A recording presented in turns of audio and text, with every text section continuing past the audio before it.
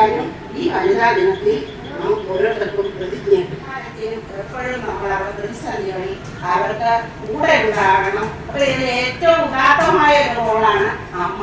അമ്മ എപ്പോഴും തണലായി ധൈര്യം പകർന്ന് ഏത് പ്രതിസന്ധി എന്തായാലും ജീവിതത്തിൽ വരും. അപ്പൊ ആ പ്രതിസന്ധികളെ തരണം ചെയ്യാനും അതിനേക്കാൾ ഉയർന്ന രീതിയിൽ അവർക്ക് ശോഭിക്കാനും നമ്മൾ ഒരു ഊർജം കൊടുക്കണം. അത് ആ വാർത്ത വായിച്ചപ്പോൾ എനിക്ക് നല്ല സന്തോഷം.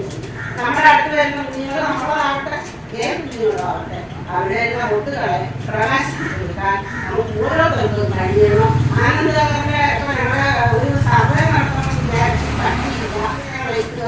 നമ്മുടെ സ്ത്രീകളുടെ സഹോദരിമാരുടെ പ്രശ്നങ്ങൾ എന്തെങ്കിലും പ്രശ്നമല്ലേ നമ്മൾ ഉറക്കൊന്നുമല്ല, നല്ല കൂട്ടായിട്ട് അതിനൊരു ചെറിയ നമ്മളെ കൊണ്ട് പറ്റുന്ന രീതിയിൽ പരിഹാരം കണ്ടെത്താൻ പറ്റുന്നതാണെങ്കിൽ കണ്ടെത്തുകയും അവർക്ക് വേണ്ട ഗൈഡൻസ് കൊടുക്കുകയും പഠിക്കുന്ന കുഞ്ഞുങ്ങളാണെങ്കിൽ അവർക്ക് എന്താണ് അതൊരു സാമ്പത്തിക സഹായമല്ല, അതിനുപരി അവർക്ക് ഗൈഡൻസ് കൊടുക്കാൻ ഊർജ്ജസ്വലരാവണം. എല്ലാ പ്രതിസന്ധിയിലും തരണം ചെയ്യാനും കുടുംബത്തിലെ പ്രശ്നങ്ങൾക്ക് തണലായി നിൽക്കാനും എല്ലാ ഒരു സ്ത്രീക്ക് കഴിയും മനസ്സത്തോടുകൂടി കഴിയാനും ഈ വനിതാ ദിനത്തിൽ നമുക്ക് ഓരോരുത്തർക്കും പ്രതിജ്ഞ.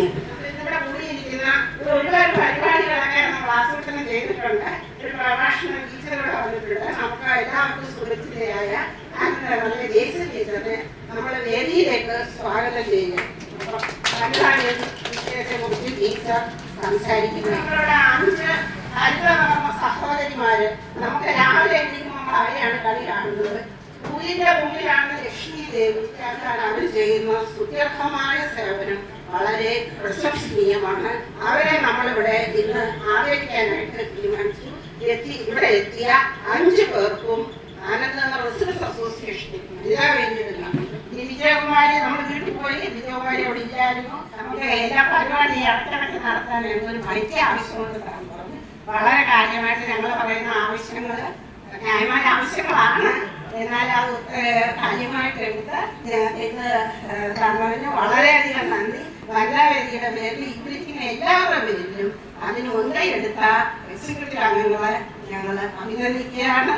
നന്ദി പറയുന്ന സഹോദരിമാർക്കും കുഞ്ഞുങ്ങൾക്കും ഈ വേദിയിലേക്ക് സ്വാഗതം.